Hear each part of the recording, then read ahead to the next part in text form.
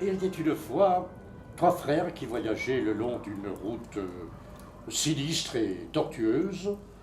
La curiosité du plus vieux les entraîna dans une grotte où ils se perdirent.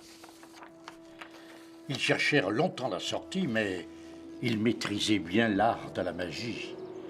Alors l'aîné, d'un simple coup de baguette, fit apparaître une torche dans la main de chacun d'eux. Et ils finirent par trouver une issue. Alors qu'ils sortaient de la grotte, la mort se présenta à eux.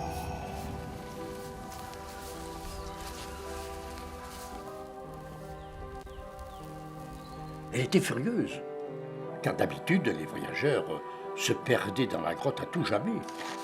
Mais elle était rusée.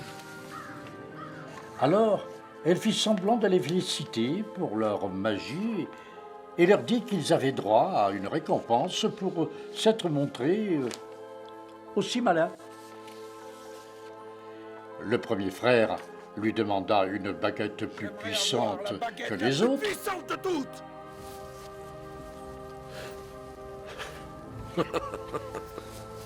Ma femme est morte. Le second frère, lui, demanda le pouvoir de ramener les morts à la vie.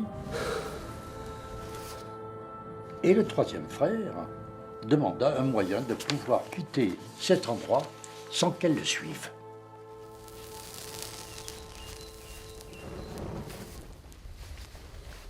Ils s'inclinèrent pour la remercier. Et quand ils se relevèrent, la mort n'était plus là. Les 3 frères, après leur rencontre avec la mort, décidèrent de se séparer.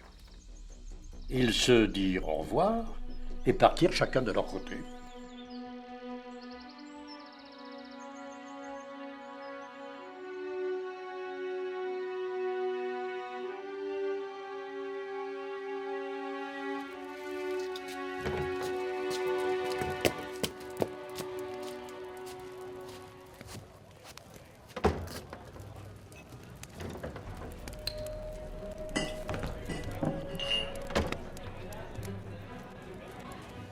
Tu me reconnais? Toi? Là!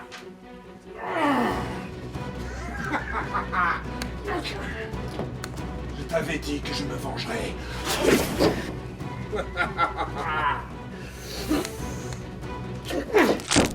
Le premier frère voyagea jusqu'à un lointain village où, grâce à la baguette de Sureau, il tua un puissant sorcier avec lequel il s'était querellé autrefois.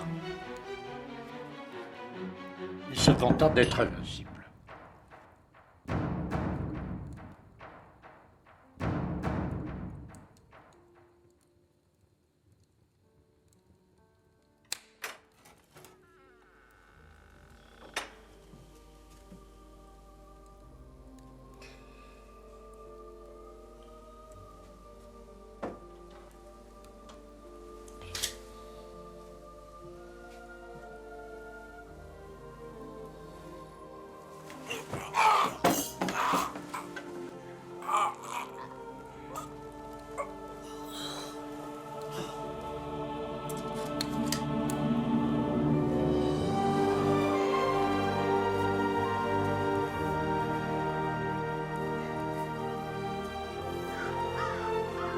Et c'est ainsi que la mort prit le premier frère.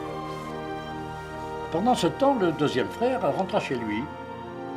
À sa plus grande joie, la fille qu'il avait espéré épouser avant qu'elle ne meure prématurément apparut devant lui.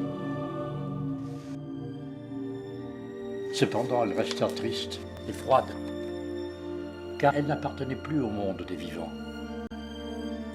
Rendu fou par un désir sans espoir, le deuxième frère se tua afin de la rejoindre.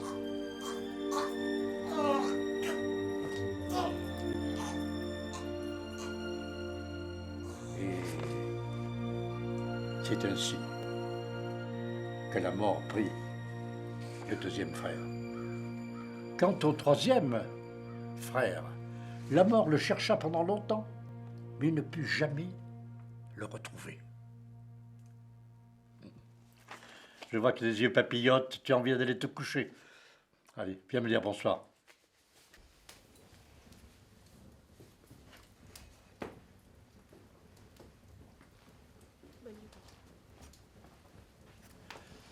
Attends, avant de partir, je te remets ce cadeau. Il te protégera toute ta vie. Ce fut seulement quand il eut atteint le grand âge que le plus jeune des frères offrit sa cape à son petit-fils.